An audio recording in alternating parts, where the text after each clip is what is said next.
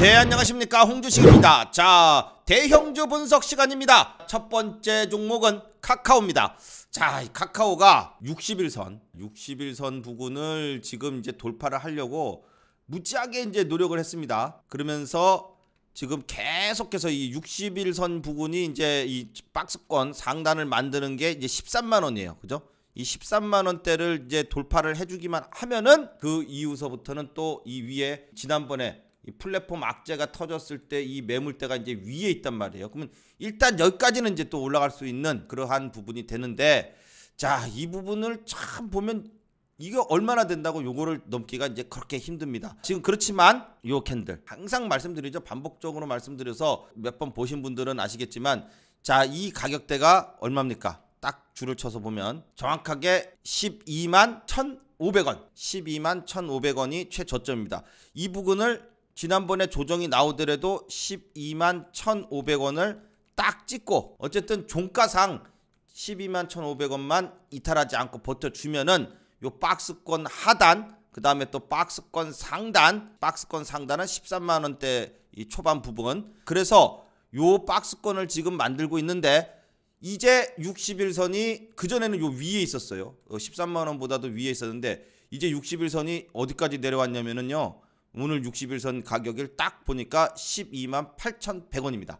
자, 이제는 12만 8,000원 12만 8,100원까지 60일선이 내려왔다. 내일 되면은 더 내려와요. 내일 되면 더 내려와. 그러면 이제는 카카오는 13만 원만 넘어주면은 60일선도 돌파를 시키는 것이고, 또 박스권 상단도 돌파를 시키는 겁니다. 박스권을 딱 그려보면은, 자, 요렇게 됩니다. 자, 그림을 요 색깔로 딱 박스를 딱 쳐볼게요.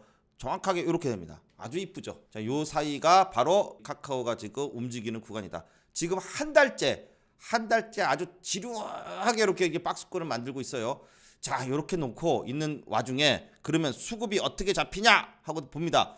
자, 보세요. 그나마 요 빨간색 양봉이 이렇게 나올 때, 이렇게 올라가는 양봉이 나올 때, 요런 때는 외국인이 그나마 좀 들어옵니다. 그리고 조정이 이렇게 나올 때는 외국인이나 기관이 조금 팝니다. 그런데 외국인은요, 파는 물량이 그렇게 크지가 않아요. 팔았다 싶으면은 기관이 팔아요. 기관이. 이거 보세요. 어제 좀 음봉이 좀 크게 나왔는데, 요것도 기관에서 어제는 때 외국인 기관 둘 다 이제 던졌고, 오늘은 또 기관이 더 매도가 나왔어요. 그런데 또 이렇게 좀 내리니까, 아, 이걸 또 개인이 사요. 이렇게 개인이 사니까 또 살짝 또 내립니다. 그렇지만은 12만 1,500원 요 부분을 또 지지를 하고 있으니까, 또 요쯤 내려오면은 또 외국인이 또 살짝 들어오면서 또 양봉을 또 만들 수 있겠죠. 그러면서 계속 올랐다 내렸다 하더라도 이제 진폭이 점점 작아지면서 60일선을 돌파할 날이 이제 슬슬 다가오고 있다.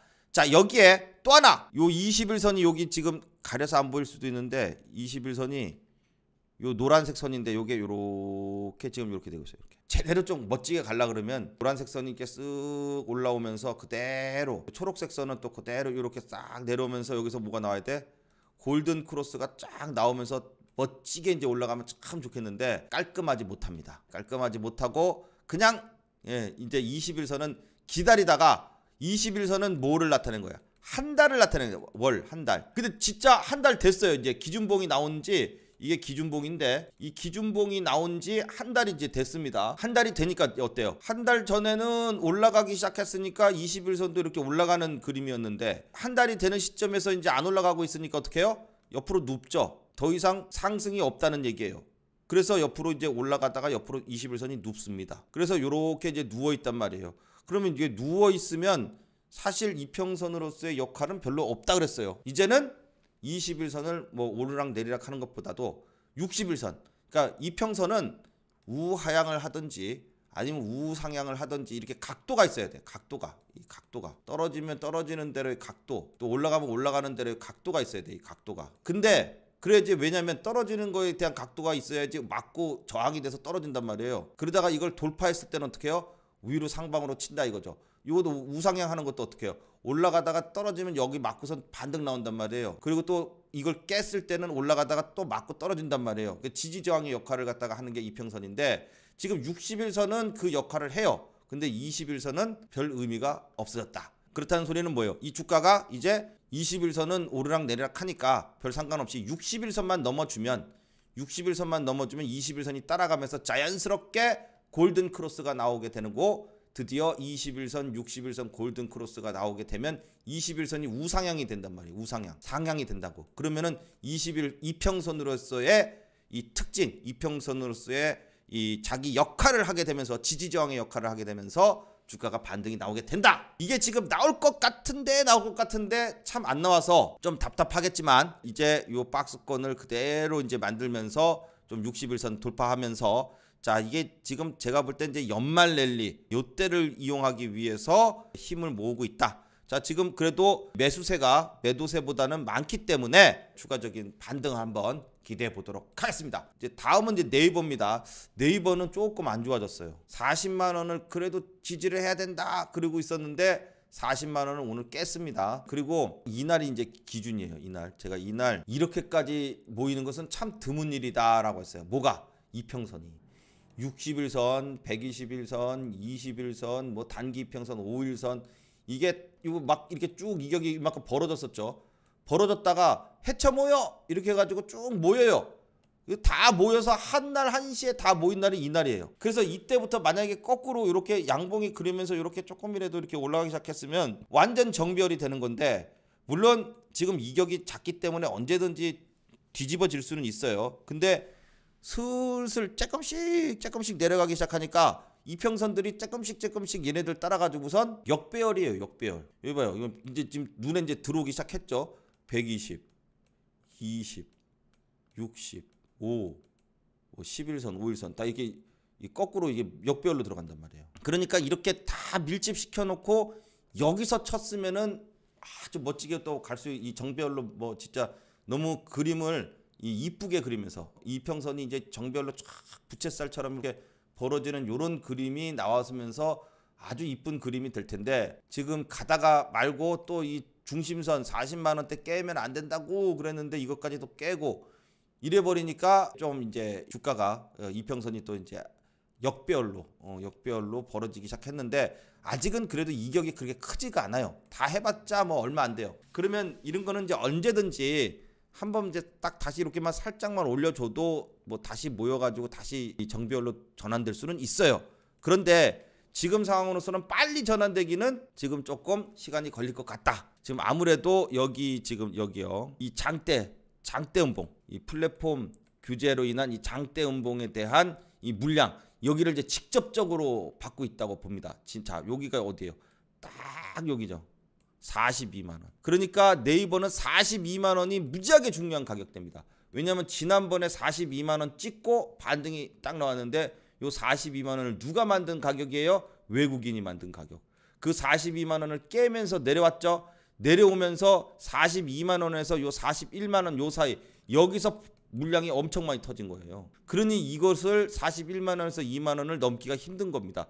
2만 원까지만 올리면은 내리고, 올리면 내리고, 그러다가 올라가려다가 이제 서서히 꺾이는데, 한 가지 조금 신경 써야 될 부분이 이 중심선이에요. 이 중심선이 항상 수평일 때 중심선은 그 지지와 저항의 역할을 다 합니다. 지지와 저항의 역할을 수평일 때 하는데, 이게 꺾입니다. 이게 딱 꺾이면서 어제 떨어진 부분이 조금 좀 마음에 걸려요. 예. 자, 요게 지금 40만 원대를 지지를 해주면서 오늘 올랐으면은 다시 중심선 위로 복귀를 할 수 있는데 깎으로 떨어졌거든요. 그런데 그게 떨어진 원인이 중심선 때문이다라면 중심선이 이탈이 됐다는 거거든요.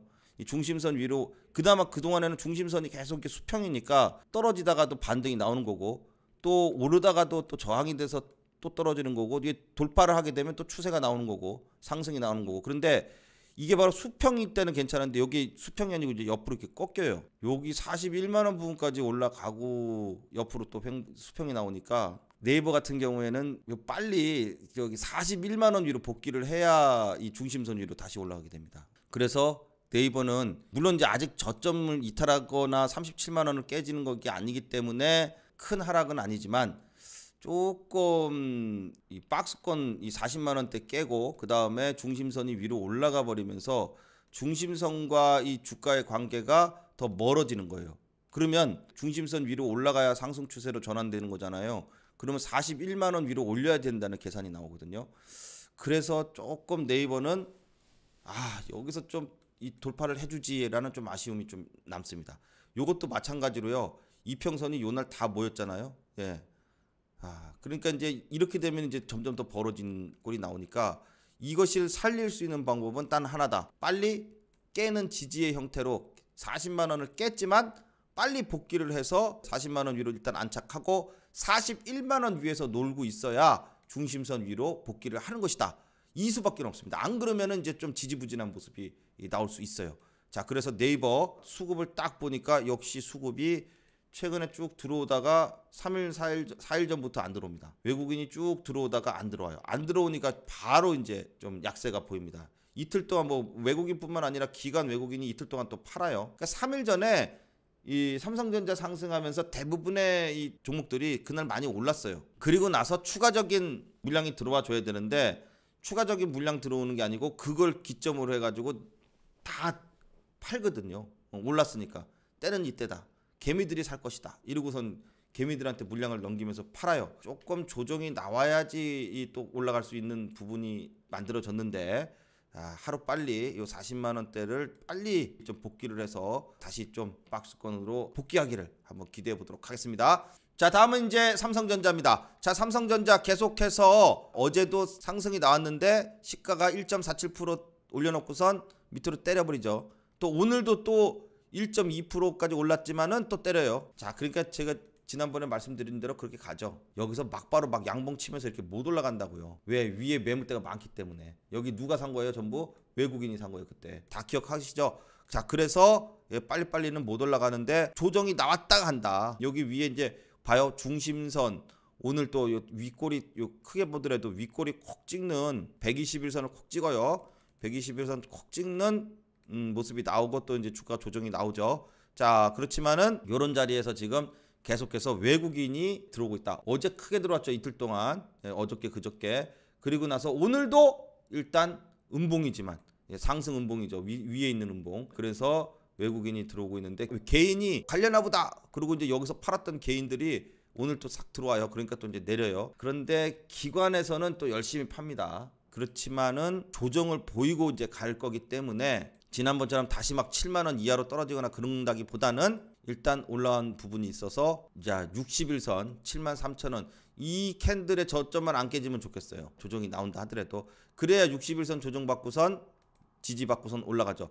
자, 오늘 60일선 5일선이 이제 골든크로스가 이제 나왔어요. 이제 아직 이평선하고 만나지도 않았어요. 이틀 동안 하루 이틀 3일 동안 만난 적이 없습니다. 만나야 뭐 오르든지 어떻게 되든지 이 방향성이 나오는 거예요. 그때까지는 지금 계속 이런 식으로 올라오면은 누군가는 여기서 던지고 또 올라오면은 여기서 누군가는 던지고 이렇게 지금 되고 있습니다. 그래서 막바로 중심선이나 121선 돌파하기는 힘들다. 그렇지만은 또 이 부분에서 이제 지지를 잘 받고 61선만 안 떨어지고선 그러니까 73,000원 이하로만 안 떨어지고선 버티게 되면은 다시 한번 76,000원대를 돌파하게 되면서 양봉이 딱 쓰면 이제 또 요 박스권 상단 이렇게 되는 거예요.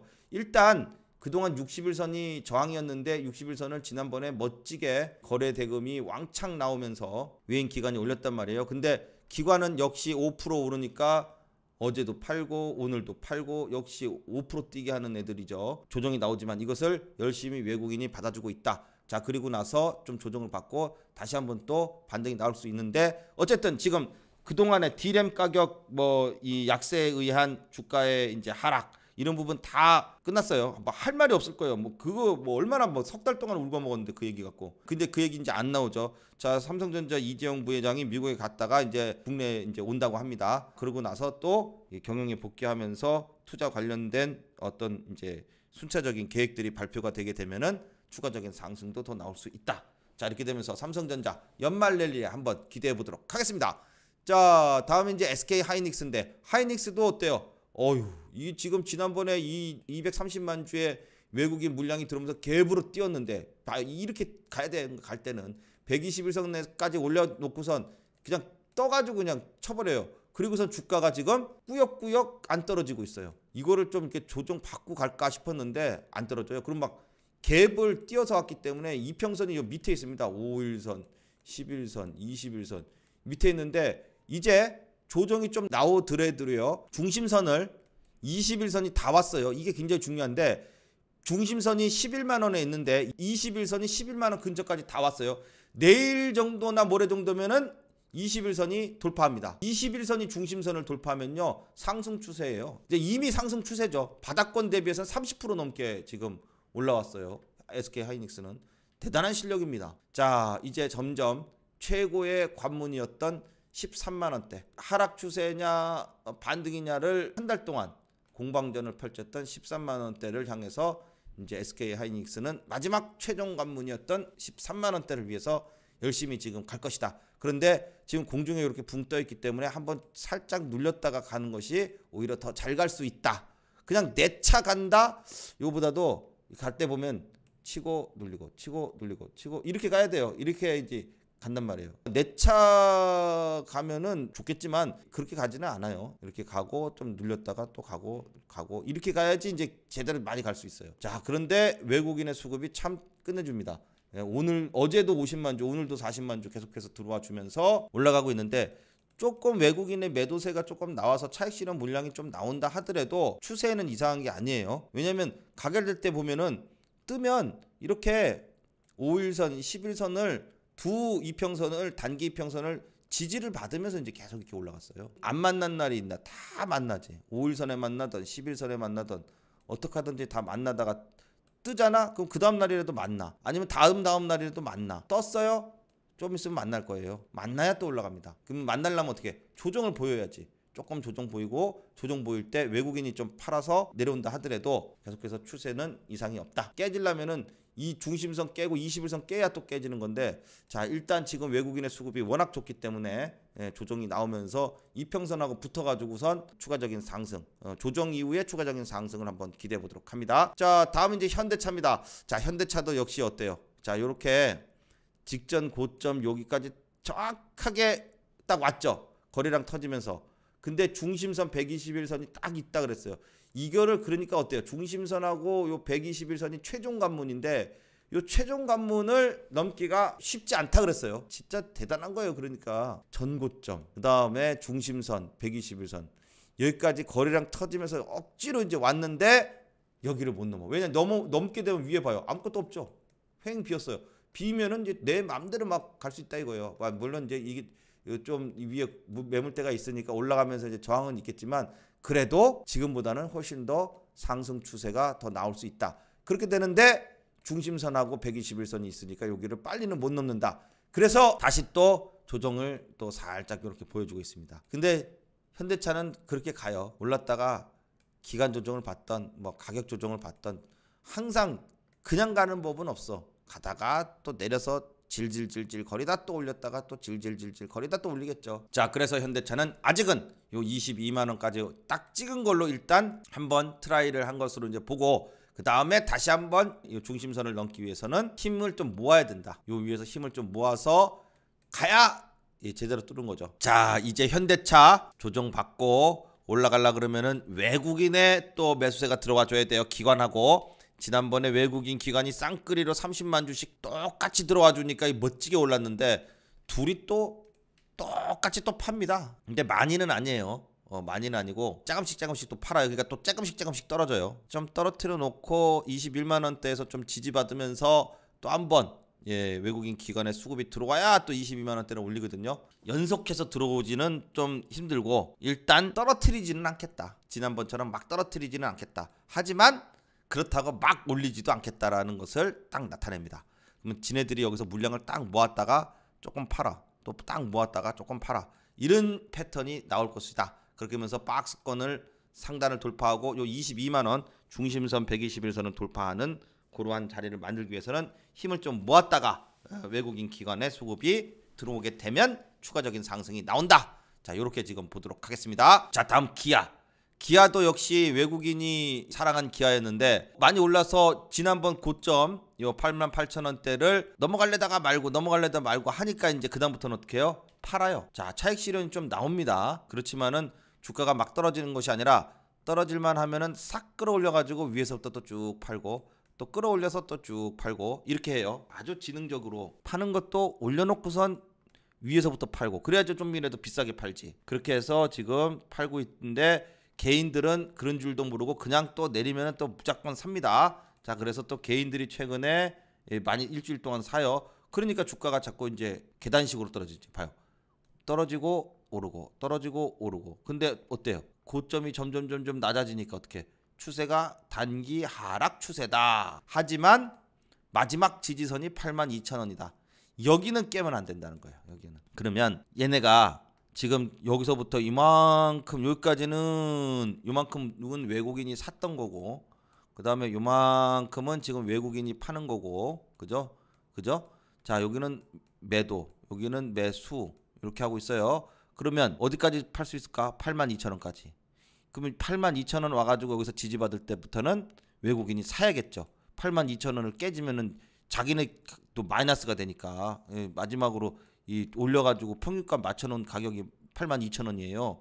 그러니까 어떻게 해요? 82,000원대에서 지지를 받는 걸 보고 82,000원이 깨지게 되면은 외국인도 일단은 매도가 나올 수도 있겠죠. 뭐 그렇지만 지금 여기에서 매도 나오는 게 아니라 이제는 그냥 잘라버리는 그런 모습이 또 나올 수 있기 때문에 어떻게 하든지 82,000원대를 지지를 하는 모습이 나와줄 것이고 이쯤에서는 외국인이 들어와 줘야 다시 한번 또 반등을 주면서 박스권을 유지시켜 준다. 자, 그래서 지금 매도가 나오더라도 일단 82,000원까지는 지켜보자. 그리고 나서 외국인의 82,000원을 지지하는 외국인의 수급이 들어오는지를 확인한 다음에 또 반등을 기대해보자. 이렇게 지금 보도록 하겠습니다. 자, 다음은 이제 삼성 SDI입니다. 자, SDI는 제가 이제 관망이라고 이제 말씀을 드렸고 수급이 쭉 계속해서 꾸준히 들어오고는 있지만 방어용 큰 물량 공격적으로 올라가는 물량이 아니라 요 안에서 주가를 관리하기 위한 관리용 수급이다. 이렇게 지금 말씀을 드렸어요. 그러면서 중심선만 안 깨면 된다 그랬어요. 중심선. 가격적으로 보면은 71만 원대만 이탈하지 않고 버텨주면 또 내렸다가도 반등 나고 또 내렸다가도 반등 나고 이렇게 해야 돼요. 여기 71만 원 전저점 요 중심선 깨지면 그 다음에 또 휘리릭 해가지고 또 60만 원대로 또 진입을 할 수 있어요. 그렇기 때문에 중심선 부분 지켜야 되는데 아마 지금 이제 외국인들이 그나마 계속해서 꾸준히 이렇게 관리를 하는 물량이 들어오고 있기 때문에 자, 이런 부분에서는 다시 한번 또 반등 주면서 지지를 하는 것을 보고 단기적인 또 반등은 줄 것이다. 그래서 삼성 SDI 같은 경우에는 뭐 추세가 막 지금 막 나오거나 이제 그럴 만한 것보다는 완만한 기간 조정 장세, 기간 조정 장세로 가다가 어느 정도 시간이 지나야 기간적인 부분이 좀 지나야 상승이 나올 수 있겠죠. 자, 그래서 지금 삼성 SDI는 계속해서 관망의 관점에서 박스권의 흐름이 계속해서 지지를 해주는지 그것을 보면서 또 설명을 드리도록 하겠습니다. 자, 다음은 이제 KB금융입니다. 자, KB금융 또 금리 인상에 대한 이 부분이 계속해서 이제 좀 나오고 있죠. 그러다 보니까 이 금융주들 다시 한번 또 이제 반등이 나오기 시작을 했어요. 그래서 KB금융도 전일의 21선을 돌파해 가지고 이제 바닥에서 중심선, 역시 중심선이죠. 중심선 지지하고 이렇게 쌍바닥 나오면서 21선 돌파한다. 추세가 나온다. 그랬더니 외국인이 어제 47만 주, 오늘 50만 주 나오면서 계속해서 상승 추세를 유지하고 있다. 자, 그래서 KB금융 좀 이제 또 근데 또 올라서 이 전고점 부근까지 왔을 때 못 가잖아요. 넘지를 못 하잖아요. 그러면 여기서부터는 또 어떻게 해요? 이런 자리에서는 못 간다 싶으면은 그때는 또 일단은 정리를 또 해야죠. 왜냐면은 이째에서 떨어지게 되면은 단기 쌍봉이 나와요. 그러면은 차라리 쌍봉이 나올 것 같으면은 팔고 다시 쭉 내려왔을 때 저점에서 다시 잡고 이러한 방법도 좋아 보입니다. 자, 그래서 KB금융도 일단 이제 전고점 근처까지 왔으니까 자, 59,000원대 요 직전 고점 정확하게 얘기하자면은 59,300원. 자, 요 부분을 돌파하는지를 이제 보면서 타이밍을 잡는 것이 좋겠다. 이렇게 봅니다. 자, 그다음에 이제 하나금융 지주요. 하나금융 지주 이제 뭐예요? 역시 참 희한한 게 전저점. 이렇게 보면은 이제 그동안에 저점을 이뤘던 가격 42,000원대. 역시 전저점 부분까지 결국은 와야 또 반등 나오기 시작을 했죠. 자, 그래서 이제 21선까지 왔어요. 자, 21선을 돌파를 시켜줘야 됩니다. 하나금융 지주는 이 진폭이 약간 좀 삐쭉삐쭉하다 그럴까? 착 치고 또 쭉 내렸다가 쫙 치고 막 이런 스타일이에요. 조금씩 올라가는 스타일이라기보다도. 그러면은 21선도 강하게 돌파했다가 좀 눌렸다가 또 강하게 돌파했다가 또 눌렸다가 이렇게 해서 지난번에 이제 쭉 이렇게 조정받았던 부분에 대해서 소화를 하면서 다시 한번 또 전고점을 향해서 올라가게 되는데, 전고점 부분까지 이제 가다가 또 이슈가 다 이제 뉴스가 나오게 되면 또 조정받고선 또 갈 수 있단 말이죠. 그래서 좀 반등이 나오는 걸 보면서 전고점 넘는가 요것을 확인하고, 전고점 부근에서 못 넘어갈 것 같으면은 이런 부분에서는 어떻게 해요? 조금 전고점 못 넘어간다. 그러면 타이밍이 왔구나. 이제 이렇게 생각하시면 돼요. 그리고 나서 또 이제 차라리 돌파를 한 다음에, 아니면 조정이 또 나오겠죠. 어차피 여기는 안 깨지니까 42,000원은. 그러면 조정이 나오면은 또 이제 저 밑에서 또 잡게 되면은 또 이제 반등 나오고, 이런 식의 패턴이 또 하나금융에서는 또 나올 수 있고, 그 다음에 만약에 그냥 47,000원대 이 47,500원 전고점을 돌파한다. 그러면은 돌파하고 나서 이제 조정 나오고 또 가고 이렇게 되겠죠. 그래서 지금은 21선을 돌려서 올라가는 것이 중요하기 때문에 하나금융 지주는 전저점 지지하는 데는 성공을 했고, 자, 그리고 이제 추세 전환을 위해서 21선 돌파를 해줘야 된다. 자, 그래서 21선 돌파하기 위해서 수급이 이제 얼마나 들어오나 보니까, 전일에 그나마 5일선 돌파할 때 외국인이 조금 들어왔는데 오늘 21선 향해서 가고 있으니까 외국인이 들어왔죠.